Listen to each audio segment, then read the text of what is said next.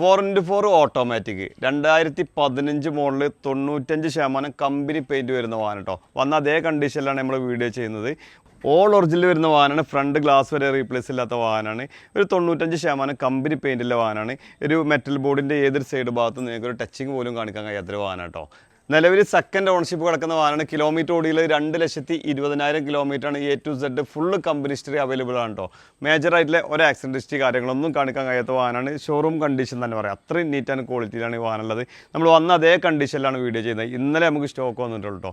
4x4 automatical ഒരുപാട് enquiries നമുക്ക് വരാറുണ്ട്. ഒരുപാട് വാഹനങ്ങൾ നമ്മൾ കൊടുത്തിട്ടുണ്ട്. സെയിലിടുന്ന ആദ്യമായിട്ടാണ് കേട്ടോ. ഒരുപാട് എൻക്വയറീസ് നമുക്ക് 4x4 വരാറുണ്ട്. അപ്പം റയർ പീസാണ് കേട്ടോ 4x4. അപ്പോൾ ഇതിൻ്റെ ബോഡി കാര്യങ്ങളൊക്കെ നോക്കുകയാണെങ്കിൽ ഒരു രക്ഷയില്ല. 95% കമ്പനി പെയിൻറ്റ് വരുന്ന വാഹനമാണ്.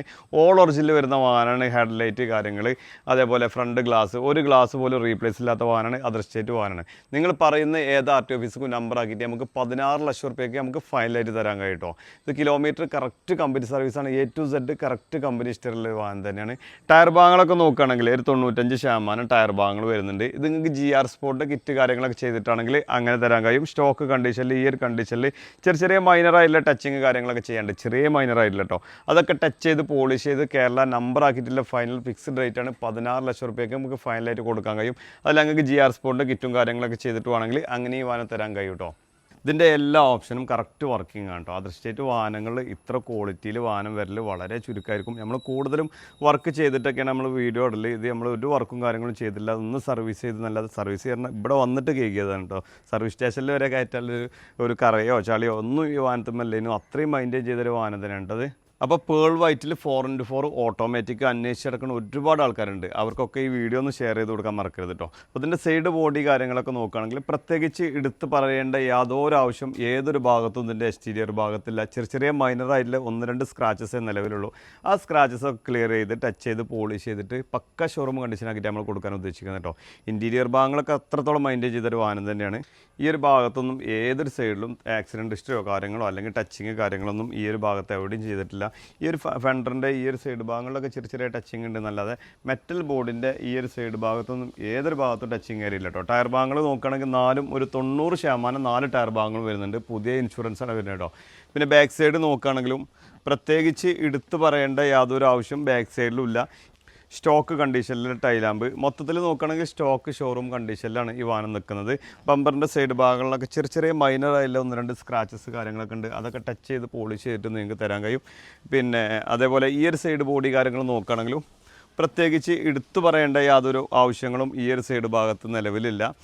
ഒരു ഗ്ലാസും റീപ്ലേസ് ഇല്ലാത്തൊരു വാഹനം തന്നെയാണ്. അതേപോലെ തന്നെ ഇൻറ്റീരിയർ ഭാഗം നോക്കുകയാണെങ്കിൽ ടോർപേഡ് കാര്യങ്ങളൊക്കെ നോക്കുകയാണെങ്കിൽ അതേപോലെ ഡാഷ്ബോർഡ് കാര്യങ്ങളൊക്കെ അത്യാവശ്യം നല്ല വൃത്തി തന്നെ ഉള്ളത്.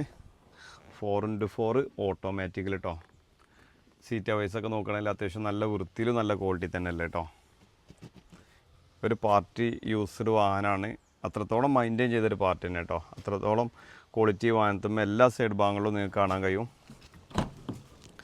ബാക്ക് സൈഡ് നോക്കുകയാണെങ്കിലും അത്യാവശ്യം നല്ല വൃത്തി തന്നെ അല്ലേ കേട്ടോ. റൂഫും കാര്യങ്ങളൊക്കെ പക്കയാണ്.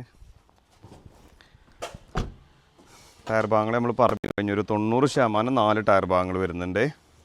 പിന്നെ അതേപോലെ ഇതിൻ്റെ എൻജിൻ സൈഡിലേക്ക് വരുമ്പോഴേ അപ്രോണിൻ്റെ സൈഡ് ബോണറ്റിൻ്റെ ഫ്രണ്ട് ഭാഗം ഒക്കെ പക്കയാണ്. മെക്കാനിക്കൽ സൈഡൊക്കെ നമുക്ക് ഗ്യാരണ്ടി കൊടുക്കാൻ കഴിയുന്ന മെക്കാനിക്കൽ സൈഡാണ്.